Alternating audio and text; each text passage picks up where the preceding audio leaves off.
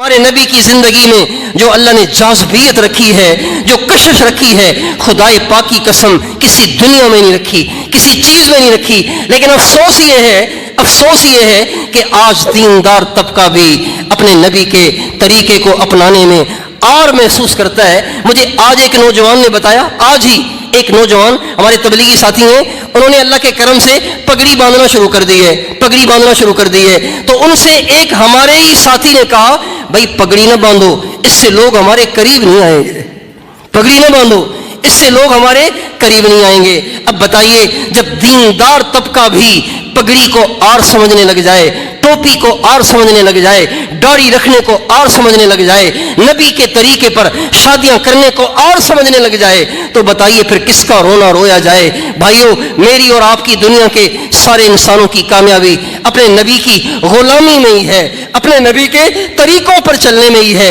لہٰذا ہم نے زندگی ایسی گزارنی ہے کہ ہم چلتے پھرتے اسلام بن جائیں، اپنے نبی کا نمونہ بن جائیں۔ آج ساری دنیا کی کفر، ساری دنیا کی کافر قومیں نبی کا نمونہ ڈھونڈ رہی ہیں، نبی کا نمونہ تلاش کر رہی ہیں، لیکن ان کو نبی کا نمونہ کہیں نظر ہی نہیں آتا۔ سارا نمونہ کتابوں میں رہ گیا ہے۔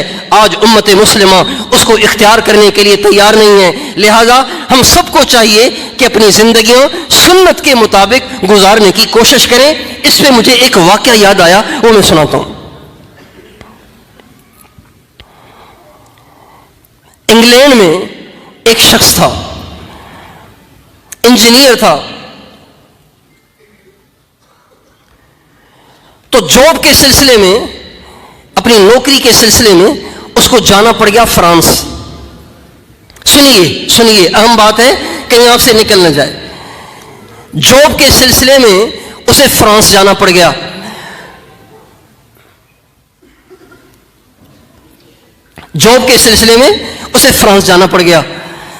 تو جب وہ وہاں گیا، اچھا اس کا مزاج کچھ ایسا تھا کہ لکھنے پڑھنے کا اسے بڑا شوق تھا۔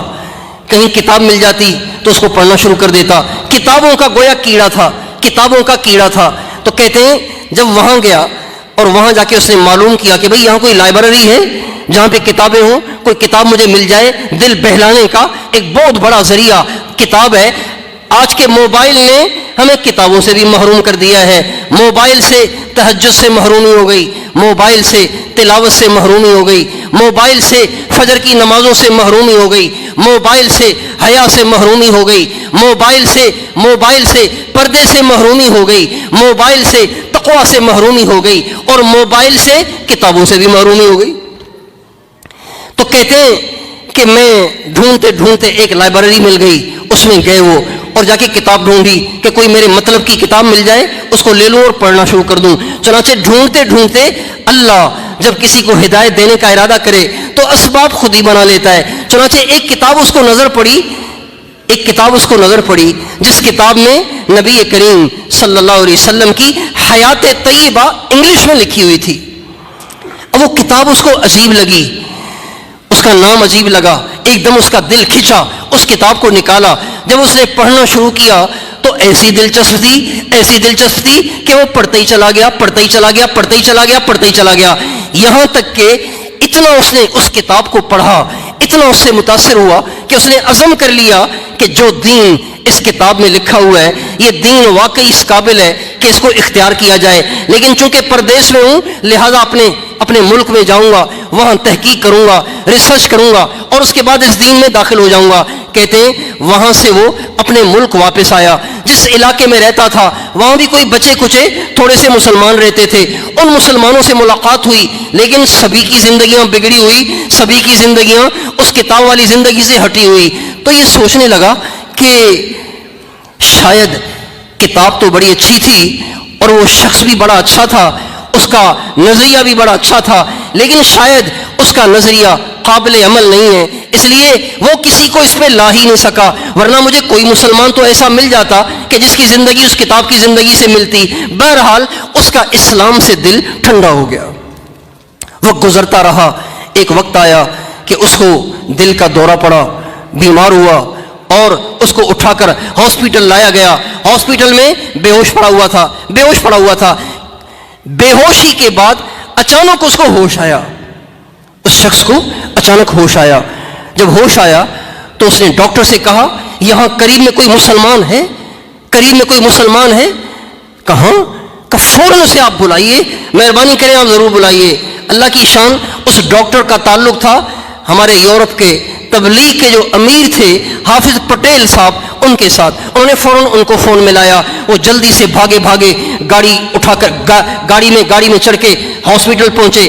تو ابھی اس کو ہوش باقی تھا. حافظ صاحب جب آئے تو اس نے کہا جی آپ مجھے اپنے دین میں جلدی سے داخل کریں. کب دین میں تو داخل کروں لیکن قصہ تو بتاؤ، قصہ کیا پیش آیا؟ کہنے لگے جی میں کتابوں کا شوقین تھا، فرانس گیا ہوا تھا، میں نے کتاب کو پڑھا، میں کتاب سے بڑا متاثر ہوا، لیکن اپنے ملک میں آیا، میرے آس پاس رہنے والے مسلمانوں کی زندگی کو میں نے اچھی طرح پرکھا تو ان کی زندگی بالکل ہی بگڑی ہوئی تھی. ابھی میں بے ہوش تھا کہ بے ہوشی میں مجھے نبی اکرم صلی اللہ علیہ وسلم کی زیارت ہوئی اور آپ علیہ السلام نے فرمایا ارے بھائی آپ کے مرنے کا وقت قریب ہے، آپ جلدی سے کلمہ پڑھ کر میرے دین میں داخل ہو جائیں اور میری امت کے عیوب کو نہ دیکھیں، آپ میری طرف دیکھیں. کیا میری زندگی میں کوئی نقص ہے؟ کیا میری زندگی میں بھی کوئی خرابی ہے؟ آپ میری امت کے عیوب کو نہ دیکھیں، میری امت اصل میں بگڑ گئی ہے، لہذا آپ جلدی سے دین میں داخل ہو جائیں ورنہ آپ اسی حال میں مریں گے تو جہنم میں جائیں گے. چنانچہ حافظ صاحب نے اس کو کلمہ پڑھایا. اللہ کی شان، کلمہ پڑھتے ہی اس کی روح پرواز کر گئی. بھائیو آج ہم مسلمان اپنے نبی کی زندگی کو کیوں نہیں اپنا رہے؟ کیا ہمیں اپنے نبی سے اچھا کوئی اور مل گیا ہے؟ کیا ہمیں اپنے نبی کی زندگی سے اچھی زندگی کوئی اور مل گئی ہے؟ اس لیے ہم سب کے اوپر یہ بات لازم ہے کہ ہم اپنی زندگیاں اپنے نبی کے طریقے پر لانے کی کوشش کریں. خاص طور پر یہ فارغ ہونے والے علماء اور فضلاء اس بات کی کوشش کریں.